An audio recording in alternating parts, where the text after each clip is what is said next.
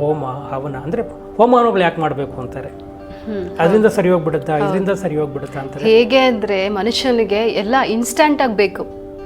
ಅವನು ಪ್ರಾಕ್ಟೀಸ್ ಮಾಡ್ತಾ ಮಾಡ್ತಾ ಮಾಡ್ತಾ ಅವನಿಗೆ ರಿಸಲ್ಟ್ ತೊಗೋಬೇಕು ಅನ್ನೋದಿಲ್ಲ. ನಾನು ಇವತ್ತು ಮಾತ್ರ ತೊಗೊಂಡ ನಾಳೆ ಸರಿ ಹೋಗ್ಬಿಡ್ಬೇಕು. ಹಾಗೆ ಇನ್ಸ್ಟೆಂಟಾಗಿ ರೋಗಗಳು ಹಾಗೆ ಬರುತ್ತಮ್ಮ. ಹೌದು. ಇವತ್ತು ನೀವು ತಿಂತಾ ಇರೋ ಅನ್ನ ವಿಷ, ಹೌದು. ಉಸಿರಾಡ್ತಿರೋ ಗಾಳಿ ವಿಷ, ಹೌದು. ನಡೆದಾಡ್ತಿರೋ ಭೂಮಿ ವಿಷ, ಹೌದು. ಮಾತಾಡ್ತಿರೋ ಮಾಸು ವಿಷ. ಹೌದು.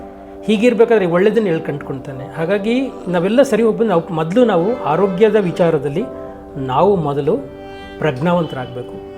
ನೋಡಿ, ಇವಾಗ ನಮಗೆ ಬರ್ತಾ ಇರುವಂಥ ರೋಗಗಳು ಆಲ್ಮೋಸ್ಟು ಏನು ಮನಸ್ಸಿಂದನೇ ಜಾಸ್ತಿ ಬರುತ್ತೆ. ತಿನ್ನೋ ಟೈಮಲ್ಲಿ ತಿನ್ನಲ್ಲ, ಮಲ್ಗೋ ಟೈಮಲ್ಲಿ ಮಲಗಲ್ಲ, ಪ್ರೆಷರ್ ಜಾಸ್ತಿ ಇರುತ್ತೆ. ಅಲ್ಲ, ಪ್ರೆಷರ್ ನಾವು ಮಾಡ್ಕೊಳ್ತೀವಿ ಅಷ್ಟೇ.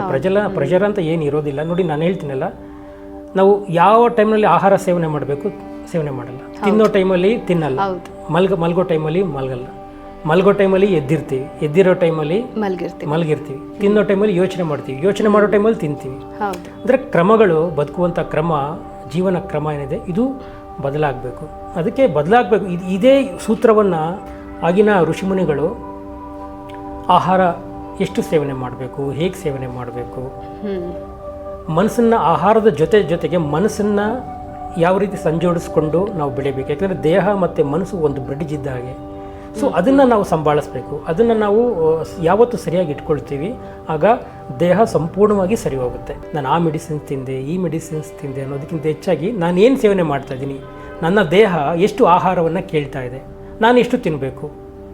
ನನ್ನ ದೇಹ ನೋಡಿ, ನಿಮ್ಮ ಆರೋಗ್ಯವನ್ನು ಸರಿ ಮಾಡ್ಕೋಬೇಕು ಅಂದರೆ ನೀವು ಯಾವುದೇ ಡಾಕ್ಟ್ರುಗಳ ಹತ್ರ ಹೋಗಬೇಕಾಗಿಲ್ಲ.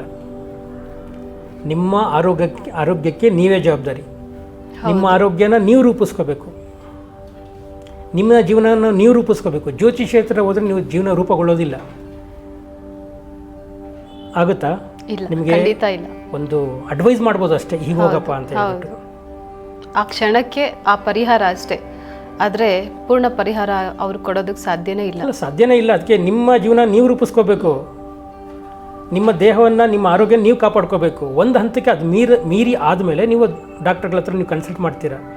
ದೇಹ ಉಲ್ಬಣವಾಗೋವರೆಗೂ ಬಿಟ್ಕೊಂಡು ಆಮೇಲೆ ನೀವು ಡಾಕ್ಟರ್ ಹತ್ರ ಹೋದರೆ ಏನು ಮಾಡ್ತಾರೆ? ಹೌದು, ಅರ್ಥ ಆಗ್ತದೆಯಲ್ಲ. ಸೊ ಹಾಗಾಗಿ ನಾವು ನಮ್ಮ ಆರೋಗ್ಯನ ಕಾಪಾಡ್ಕೊಳ್ಳೋಕ್ಕೆ ನಾವು ಮ್ಯಾಕ್ಸಿಮಮ್ ಟ್ರೈ ಮಾಡಬೇಕು. ಏನಿಲ್ಲ, ನೀವು ಪ್ರತಿನಿತ್ಯ ಊಟ ಮಾಡಿ, ಸರಿಯಾದ ಟೈಮಿಗೆ ಊಟ ಮಾಡಿ. ಅರ್ಥ ಆಗ್ತದೆಯಲ್ಲ, ಸರಿಯಾದ ಸಮಯಕ್ಕೆ ಊಟ ಮಾಡಿ. ಒಂದು 10 ನಿಮಿಷನೋ ಅರ್ಧ ಗಂಟೆನೋ ಕಾಮಾಗಿ ಕೂತ್ಕೊಳ್ಳಿ, ಮೆಡಿಟೇಷನ್ ಮಾಡಿ. ನಿಮಗೆ ಮಂತ್ರ ಗೊತ್ತು ಏನು ಮಂತ್ರಗಳೇ ಬೇಕಾಗಿಲ್ಲ. ಒಂದು ಆರಂಭಿಕ ಅಂತದ್ದು ಅದು ಹೋಗ್ತಾ ನಿಮ್ಗೆ ಗೊತ್ತಾಗುತ್ತೆ ನಾವ್ಯಾರು, ನಾನೇನು, ಈ ಪ್ರಕೃತಿ ಏನು, ಈ ಭೂಮಿ ಏನು, ಬ್ರಹ್ಮಾಂಡಗಳೇನು ಗೊತ್ತಾಗುವಂಥದ್ದು ನೀವು ಯಾವತ್ತೂ ಸೈಲೆಂಟ್ ಆದಾಗ. ಆ ಸೈಲೆನ್ಸ್ ನಮಗೆ ಆ ಶಕ್ತಿಯನ್ನು ಕೊಡುತ್ತೆ. ಸೊ ಹಾಗಾಗಿ ನಾವು ಪ್ರಕೃತಿಯ ಜೊತೆ ಬೆರೆತ್ಕೊಳ್ಳೋದನ್ನು ಮೊದಲು ಕಲ್ತ್ಕೋಬೇಕು. ನಮ್ಮ ಸಂಸ್ಕಾರಗಳು ಸರಿ ಇಲ್ಲ ಇವತ್ತು. ಹೌದು, ತಿನ್ನೋ ಆಹಾರ ಸರಿ ಇಲ್ಲ ಅಂತ ಹೇಳಿ ಎಲ್ಲ ವಿಷ ಮಾಡ್ಕೊಂಡಿದ್ದೀವಿ. ಸಂಸ್ಕಾರದ ಜೊತೆಗೆ ಆರೋಗ್ಯ ಕೊಟ್ಟರು. ಆರೋಗ್ಯದ ಜೊತೆಗೆ ಪ್ರಕೃತಿಯನ್ನು ನಾವು ಹೇಗೆ ಶುದ್ಧವಾಗಿ ಇಟ್ಕೋಬೇಕು. ಅದಕ್ಕೆ ಹೋಮ ಹವನಗಳು, ಮಂತ್ರಗಳು, ಯಂತ್ರಗಳು, ತಂತ್ರಗಳೆಲ್ಲ ಯಾಕೆಲ್ಲ ಮಾಡೋದು ಅಂದರೆ ಮನುಷ್ಯನ ಒಳಿತಿಗಾಗಿಯೇ ಮಾಡಿದ್ದಾರೆ. ನಾವು ಅದನ್ನು ಸರಿಯಾಗಿ ಸದ್ಬಳಕೆ ಮಾಡ್ಕೊಳ್ತಾ ಇಲ್ಲಮ್ಮ.